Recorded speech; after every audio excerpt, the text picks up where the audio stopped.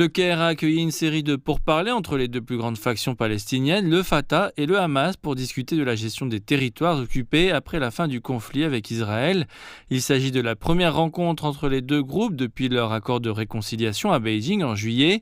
Les participants ont discuté d'une proposition égyptienne de créer un comité de 15 membres pour diriger une future administration de Gaza.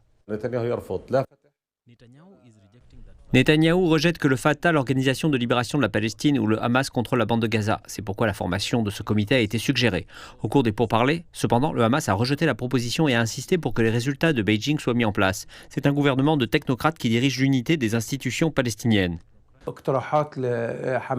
Le Hamas a suggéré que le comité qui gérerait Gaza serait indépendant de l'autorité palestinienne. Le Fatah a rejeté cela. Il veut une autorité unifiée. L'absence de cette unité en Palestine a été la principale raison de l'échec de toutes les négociations de paix précédentes. S'ils parviennent à résoudre ce problème, il y aura l'espoir de relancer les pourparlers de paix.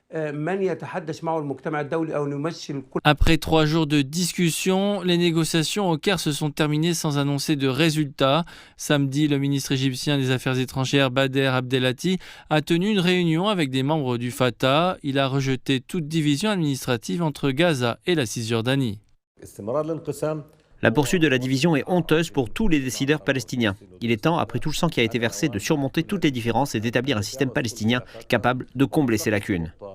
Le comité proposé au Caire serait composé de membres indépendants de toute faction palestinienne.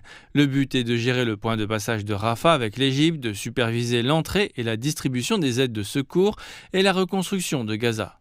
Frustré par la présence d'Israël dans une zone tampon à la frontière entre l'Égypte et Gaza, le Caire pousse pour le succès de sa proposition pour gouverner Gaza et la Cisjordanie.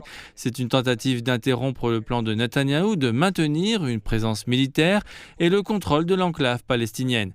Pour soutenir davantage sa vision, l'Égypte réunira 14 factions palestiniennes d'ici la fin de la semaine pour des discussions plus larges sur ce comité administratif.